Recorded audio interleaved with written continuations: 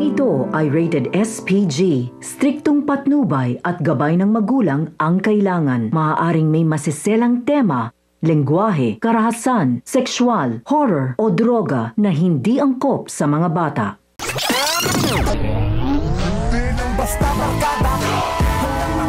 Dahil sa mga nalaman ni Tanggol ay tila nagdadalawang isip na siya kung talagang hindi ba talaga si Alberto o Ramon ang pumaslang kay Mokang. Palaisipan nga sa kanya ang mga huling binitawan ni Paquito tungkol sa pangalang Olga na ina umano ng pinaslang niyang si Greg.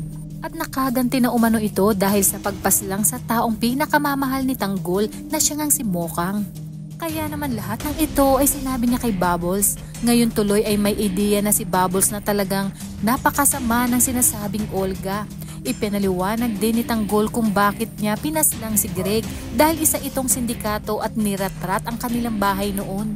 Lahat kasi ay gagawin ni Tanggol para sa kanyang pamilya. Wala ngang kaalam-alam si Bubbles na ang tinutukoy palang Olga ay ang kanyang tunay na ina. Sa kabilang banda halos sumabog sa galit si Olga nang malaman niyang hindi na nakabalik sina Diego at Paquito. Ibig sabihin na todas na ito ni Tanggol. Kabado nga siya dahil baka ikanta siya ng mga ito kay Tanggol. Kaya naman kinabukasan ay siya na mismo ang babalik sa Toledo bilang Aling Beng at magbabaka sakali na makita sina Bubbles at Tanggol. Nais niya ring malaman kung may sinabi ang dalawa niyang tao kay Tanggol. Hindi nga siya nagkamali dahil papasok pa lang siya ng Toledo ay nakasalubong na niya sina Bubbles at Tanggol. Laking gulat niya na makita niya ang itsura at kalagayan ni Bubbles. Kaya naman nagtanong siya kung ano ang nangyari at dito nalaman niyang napagsamantalahan ng kanyang anak. Halos manlumo siya nang malaman niya ito, ngunit hindi siya nagpahalata.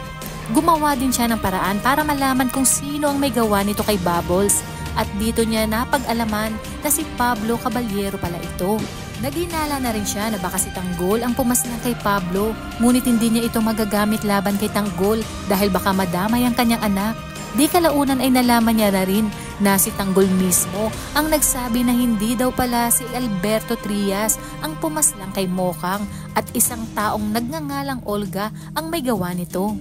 Kaya naman gulat na gulat si Olga sa kanyang mga narinig. Ano kaya ang kanyang mga susunod na hakbang? Ngayong alam niyang palapit na ng palapit si Tanggol sa katotohanan. Dagdag pa dito ang paghihiganti niya sa buong angkan ng kabalyero.